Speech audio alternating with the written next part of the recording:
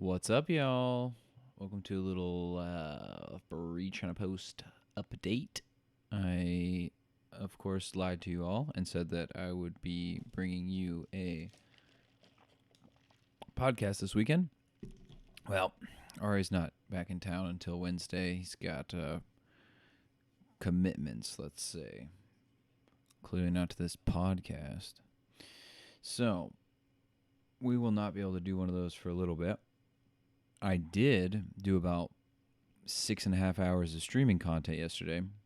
I think I played 4 different games, talked it up, had some good times, met a couple new good buds. So if you missed that, it's even more reason to subscribe to our Twitch. I'm thinking about maybe starting to go between the Twitch and the YouTube. I'm not sure. Thinking about how to do that. But go subscribe to everything and ring notifications for everything. Hit the bells on there so you get this. Also, if you are listening on podcast only, I would suggest you go over to the YouTube and watch this on the video because, as everyone on the video is now going to see, I'm going to be showing some beautiful visuals as always. So, check it out. All right, so we're going to do a little Taiwan update today. Keep you guys up to date on what's happening in Taiwan. So I saw this article about worker injuries, migrant worker injuries specifically in Taiwan. And I thought it was something that needed to be touched on. I try to touch on this every so often, but the thing about Taiwan is, like many other places,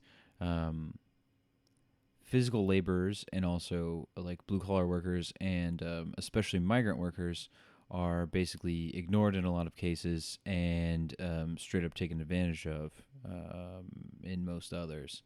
So this is kind of telling people what to do if you, as a migrant worker, or someone you know as a migrant worker, sustains an injury.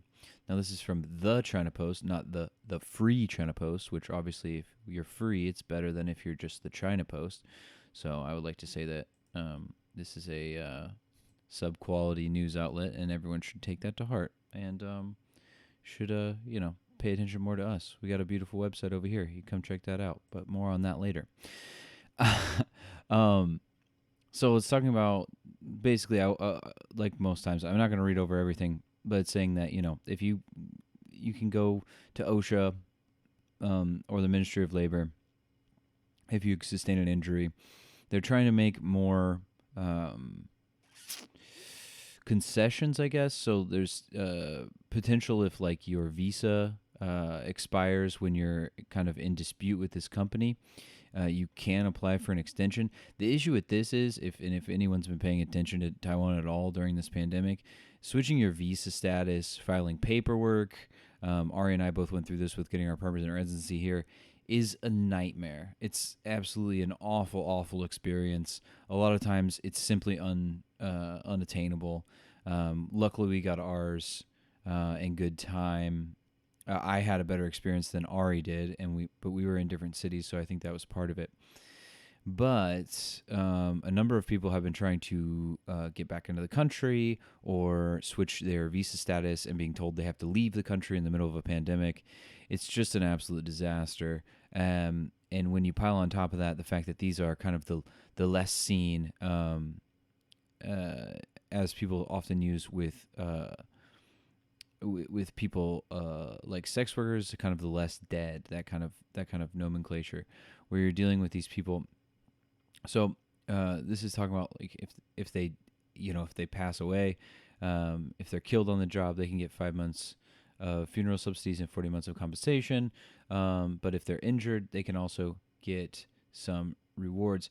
But I think everyone needs to be paying more attention to what the plight of migrant workers is in Taiwan and demanding a lot better from the Taiwanese government. They kind of have been promising for a long time that they would do better, and it hasn't been great. As you can see here, it says the control union recently released reports stating that migrant workers who are injured in occupational accidents are often afraid to seek medical treatment for fear of being repatriated. This is definitely a thing. There's also been a few stories recently of the police just snatching migrant workers off the street and basically saying, "Oh, well, you ran away from the factory," even though a lot of I know one case in particular, it was a home care worker who was just taking out the trash for the family that she worked with. So, I mean, don't expect too much from the police in general, but this kind of stuff is not what you want to see. And again, like I said, should be fought against hard. And I think they need some labor organizing for these migrant workers to get some real changes, whether that's in compensation for injuries on the job, and to make sure that they can actually report them without fear of just being kicked out of the country. Often these times these people have their passports taken away, all kinds of illegal stuff. So they need that, but also in terms of wages, and fair benefits. So let's hope they get that, and I'll be trying to keep updates on that as we see things like that and new news coming out around these migrant workers. So moving on, I saw this from Michael Turton. He's got some good stuff. I see from him from time to time. So he's talking about how basically, and I'm not going to read through all this. I'll post it in the description below. You can go check it out. But he's basically talking about how these polls in terms of support for Taiwan independence should basically be gotten rid of, and how using them is basically borderline. What was the word he used? I should use his verbiage. Borderline unethical, I think is what he says. So you can see here. So we have 21.9% that insist on Taiwanese independence. We have 24.7% that support but do not insist Taiwan independence. You have 12.5% that have status quo now, Taiwan independence later. Ari and I have talked ad nauseum about how this status quoism is dangerous, and we have another status quo here that says status quo forever, which is technically independence, but like Ari especially will vociferously argue that that is not a sustainable position to have. So then on the stupid half of the graph, the idiotic side of the graph, we have status quo now, unification later at 5.4%. You have 8.2 support but not insist on unification, and then 2.9 insist on unification. Okay, and this is, this is moderately scientific poll. There's some things that you could talk about with in terms of the numbers on these polls, but in any case, the numbers pretty standardly bear out that more and more people are identifying as Taiwanese and Taiwanese only, but also just Taiwanese and Chinese, or mostly Taiwanese, etc. Overall, but also supporting Taiwanese independence more, it seems, or at least some form of status quo and then moving to independence. So again, you have these status quo is get thrown in this, and then it looks like Taiwan independence is below 50%. So this is basically its main argument, and I think it's a fair one to make. I do think also that people should be pushing for more independent-mindedness, and it does seem like we'll see here in a minute that there are some moves to push for defensive capabilities and things like that, so that potentially a declaration of independence, or at least a defense of the status quo, is more possible, because as it currently stands, it could be difficult. Obviously, shouldn't have to say this. China should not be invading a sovereign country. But that being said, just because someone shouldn't do something doesn't mean that they won't. If right now is the time, especially with the benefits of the pandemic swinging in a lot of cases in Taiwan's favor, like we'll talk about here in a little bit. Now is an especially good time to make friends and beef up the defense, not only in terms of defensive weapons, but also in terms of preparedness and the number of troops. So, speaking of, we'll talk a little bit about some of the people trying to make friends and or losing friends here. So, there's delegations that we'll talk about here in a little bit, but there were. So here it says a visiting U.S. delegation on Wednesday made clear that to both the leading presidential candidates in Honduras election on Sunday that Washington wants the country to maintain its longstanding diplomatic relations with Taiwan. So this is mostly in response to this Shamara, I think is how you say her name. Apologies, I'm going to mispronounce a lot of names in here because we have some stories about like Lithuanian stuff where I'm going to mispronounce names. But she is the main opposition candidate, Shamara Castro, and she was leading in the polls, and I believe she has claimed victory now. But she was saying that she would switch diplomatic relations from Taiwan to Beijing. But it also says that her aides said that on Tuesday that no final decision had been made. Okay. So here we see basically the U.S. saying, this is a quote from the U.S. Department of State. It says, "We have been quite clear with all the key actors in Honduras why we think Honduras-Taiwan relationship is so important. We'd like that to continue. We've said both of the leading candidates directly." Okay, so they're basically stating their opinion and how they want them to continue to support Taiwan and maintain this cooperation. Now, of course, Zhao Lijin, which all of you who pay attention to Chinese politics will be familiar with. So he said the U.S. would not win any friends this way, and he says that arm twisting and bullying behavior will not win any hearts and minds. Now, I'm not exactly sure if there was any bullying. There might have been. U.S. doesn't have a great track record in Central and South America, so let's not mince words about that. I'm not exactly sure of, and I mean, he points that out, but that being said, I'm not aware of any, I mean, them saying that they would like them to continue being friends. I don't know if that's arm twisting. Now, what I will say is arm twisting is China just in the recent couple days sending 27 planes into the ADIZ. That might be considered arm twisting or threatening, but I don't know. We'll get back to that later.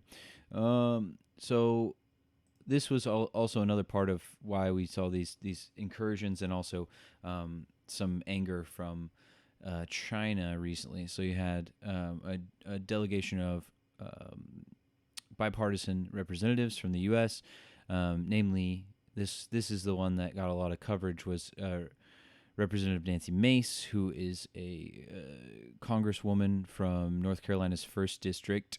South Carolina's 1st District. I said North. South Carolina's 1st District. She is a Republican, and she made this tweet, which got a lot of headlines. So she said, "Just touched down in the Republic of Taiwan," and then United States flag, and then the ROC flag, the ROC national flag, whatever verbiage you want to use with that. You have a lot of people saying "Welcome to Republic of Taiwan." Now this is this is pretty good.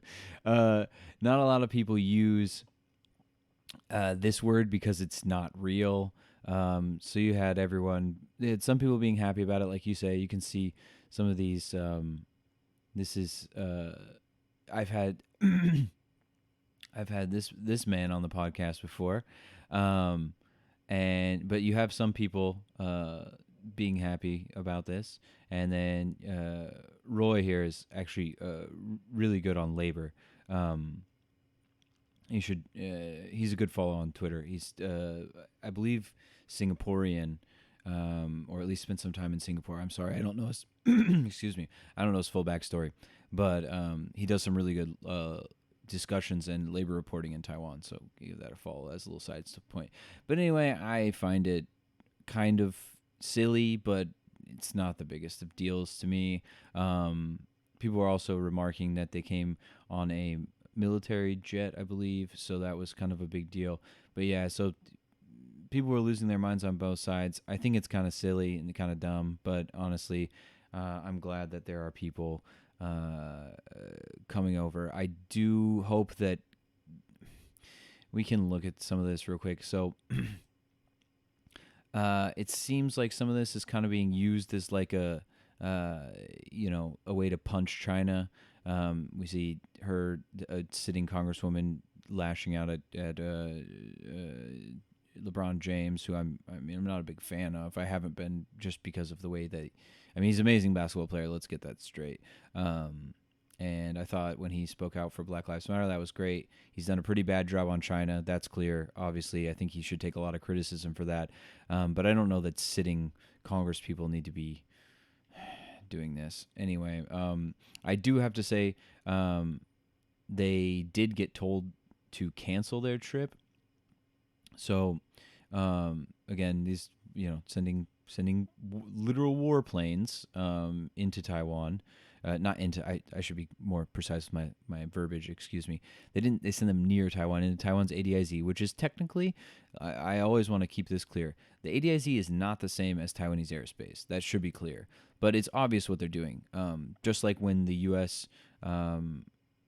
If the U.S. were to sail like right next to Beijing, like right outside their territorial waters, which sometimes they do, you could theoretically, depending on what the situation is, depending on what they're doing, you could argue that it's kind of this ramping up of the new Cold War or whatever, like, which is, everyone's like, let's not start that. It's like, well, I don't know if anyone's starting it. It's kind of been going on, but anyway, yeah. So they sent these. They did ask these Congress people not to go, and basically they said no. We're gonna go anyway. So good on them. They did. It looks like they went to South Korea, and I believe they also went to Japan here. But they quickly came out here. They did some meetings, and then like I said, Taiwan had to send out planes basically to chase off some of these jets. They were doing refueling, allegedly, from what I've heard reporting, saying that they were doing like these refueling runs, trying to show off their new toys, talking about the Chinese side, the PLA side. And so, Taiwan every once in a while has to go and chase them off, basically tell them to get away from their airspace. So, again, we go back here to Zhao Lijian. Oh, so many of these. And talking about arm twisting and, how the U.S. just wants to be a neo-colonial state. And then, you look at what they're doing to Taiwan, and Taiwan's just saying, we just want to be left alone, essentially. We just want to make friends. This is not your business. We're just talking to other countries. I think there are arguments that can be made against some of the things that the U.S. does, especially against smaller countries. But in terms of Beijing being an innocent actor that is not trying to ramp up tensions, that's utterly laughable. We had another group here from the Baltics. A lot of people are just reporting this as a Lithuanian, but actually the group is from all three Baltic states. Okay, so we have them basically coming in to do, I believe they landed yesterday or this morning, and they'll be doing around a week, I think 8 days or so in Taiwan, going around different parts of Taiwan. And doing meetings and discussing things. So that's good to see. Like I said, it will be from all three Baltic states, Latvia, Lithuania, and Estonia. And they're joining this Open Parliament Forum hosted by Taiwan's Ministry of Foreign Affairs. So this will be good. There's not a whole lot of stuff here. It's just more discussion between these two. Lithuania and Taiwan have been like getting a lot closer together recently. Like it says here, Earlier in November, Taiwan opened a de facto embassy in Lithuania under the name of the Taiwanese Representative Office. Lithuania also plans to open a representative office in Taiwan. I believe that's set to be next year. This is the big deal, is because it opened a de facto embassy under its name, which is the Taiwanese Representative Office, which it usually doesn't do. So that's really what got old China angry.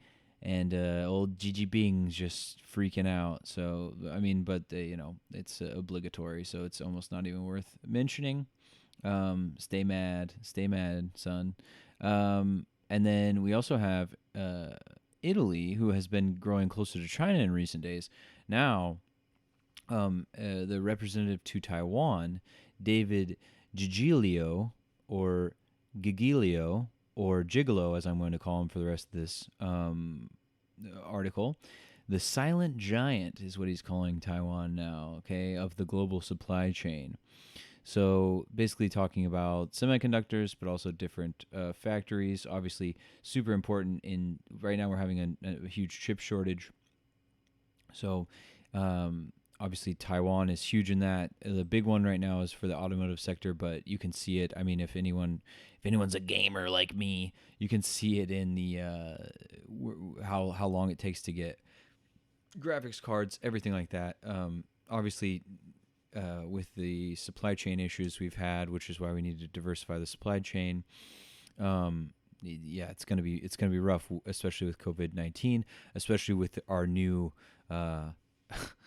The new outbreak that we have with this new variant, which is yet to be seen whether it's going to be any worse. I was listening to a virologist talk on DW today, and basically he was saying it's all too soon to know in terms of, will the vaccines be effective against it? We don't know. Will it spread faster than the Delta variant? We don't know. It's looking to be spreading pretty fast. A lot of the initial cases were mild, but as he said, it's obviously too soon to know. We don't know exactly the statistics, the demographics for all of these people that were infected. They could have been all pretty young, healthy, and already vaccinated. So it's hard to say so far. So, but that's obviously causing more people to increase their COVID levels, their COVID measures, and keep more people out. I saw that Israel just did a 2-week ban on all anyone who's not a national, basically coming into the country, and Taiwan also seems to be getting a little bit stronger in terms of being careful about where they let in people from, because there was a big outbreak in South Africa. There's already been a case in Hong Kong I saw, and that case I believe was from Canada. So it's already spreading quite a bit, obviously, as global pandemics do, especially when a lot of people aren't taking it seriously. But like I said, back to this story, Gigolo took his post in Taipei in 2019 in July, basically right after COVID got pretty bad, and or actually like really after it was starting to kick off, and Italy basically implemented a number of measures banning flights from Taiwan. Now, this obviously caused Taiwan to be a little bit angry, because Taiwan was handling it really well, especially at this point. We basically had no cases. We had totally locked down. So Gigolo said, quote, "The extraordinary circumstances demanded quick actions aimed at preserving public health, and that Italy had to take, quote, far-reaching measures." So it was temporarily lifted in July last year. Since then, carriers have been free to decide when to resume flights, but they haven't resumed flights.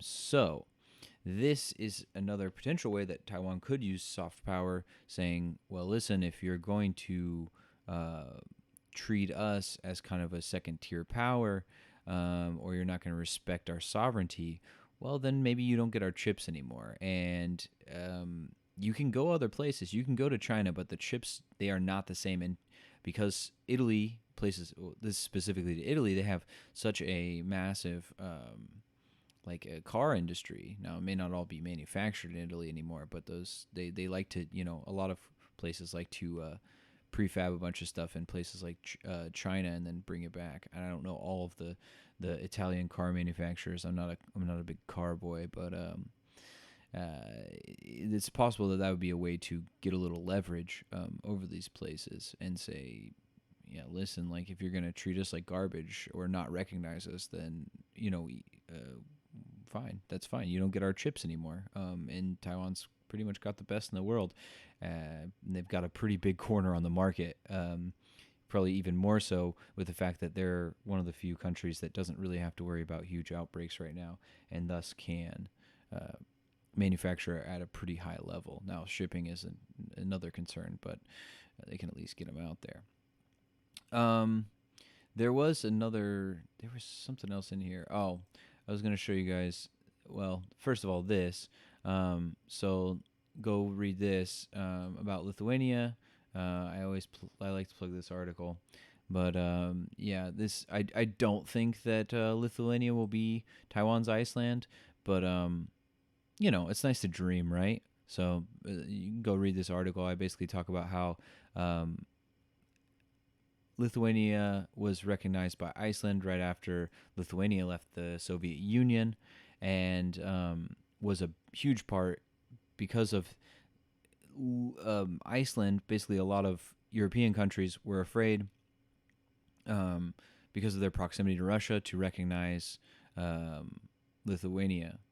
But because Iceland obviously is out in the middle of the ocean, they had less fear of reprisals by the Soviet Union, and thus recognized them, and it snowballed into basically everyone. And obviously it's a little bit different, of course, because the Soviet Union was kind of on a big downhill spiral anyway, and then a bunch of other countries started leaving after Lithuania. So it's a different situation. This is just kind of a dream I have but it does seem that, I mean, we can see that it's not, they, even though a lot of people are saying this Lithuanian delegation, and that might be what you want to call it, it's not just Lithuania. It is the Baltic states. So yeah, so it's good to see. So yeah, you can go check that out. And last little fun thing I wanted to talk about is that this. So this is, look at this epic ass picture. This is a boat burning festival that happens in Donggang in Taidong in southern Taiwan, and they actually only do it every 3 years, and they do it in Taidong, but they also do one in Shaliocho, and Ari and I may or may not be going to see said Shaliocho boat burning festival soon. So keep an eye out for that. We will, if we do go, we will be definitely posting a lot of pictures. I will be doing a lot of film photography, but we will also be probably posting videos on the YouTube, and probably some like little pods out from there, and some commentary on that. So yeah, like I said, keep an eye out for that. It'll be fun, I promise you. Anywho's will be, I gotta go eat. It's 8:30 right now. I didn't eat yet. Now I'm feeling a little lethargic, but I appreciate y'all joining me. After I eat, I might play a round or two of something. I don't know. We'll see. I'm thinking about it. I did stream for like an ungodly amount of time yesterday. But yeah, so go check out the Twitch, y'all. Get on there, subscribe, and make sure you come join me for these little chats. I stream them all on Twitch. It's not like I'm just recording quietly in my room. If you guys come in and say something that's not obnoxious, or try to add something constructive, I'll throw up the chat on and we'll have a little conversation. But the dog's barking, so that means my time's up. Last thing I wanted to say, go check out the website. Of course, you got to get out of that ad blocker, okay?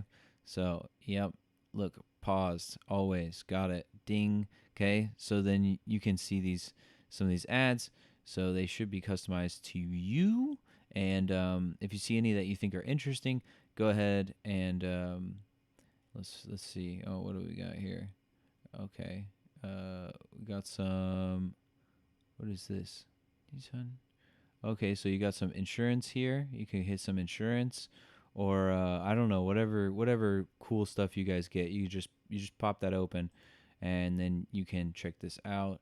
Okay. And give them a little look if you're interested. And I'm not saying you have to buy anything or whatever, but check them out. It's worth a shot. You might find something that you like, something interesting. And the other thing, so that's an easy, free way to help us if you can do that. Another way to help us, if you want to get some cool stuff out of it, is you go over to here, Patreon, patreon.com/FreeChinaPost, and you can get all these little goodies here. So we got all kinds of levels here, going from $3 to I think the top one's $1,000. Kind of a joke. Yeah, but yeah, like we got all the normal ones. We appreciate $3-5 a month is all we really ask. But $3 will get you the Discord, and then $5 will get you a personalized postcard. And not only is the writing that we'll put on there personalized, handwritten by us, the picture that we take is also personalized. But then we have you can get personalized questions asked. You can do that honestly by popping on the Twitch when I'm Twitch streaming. You get your questions answered by me, maybe not Ari. We got tote bags. We got T-shirts that we will hand make. We got propaganda posters, all kinds of cool stuff. So feel free to pop in on that and get some cool swag. Yeah, and with that, I will bid you a temporary adieu. I will be, like I said, I might be back on later. I'm not entirely sure. But we'll definitely be hitting you with all kinds of content this week. If you have stories or someone you think we should have on, because Ari's been so busy recently because he's a big ivory tower snob now that has to go to school all the time getting a PhD. I've been looking to have some guests on. I've been talking to a Hong Konger that's in Taiwan now that had to flee. Might try to have him on soon, and a number of other people. It's just about getting schedules all worked out.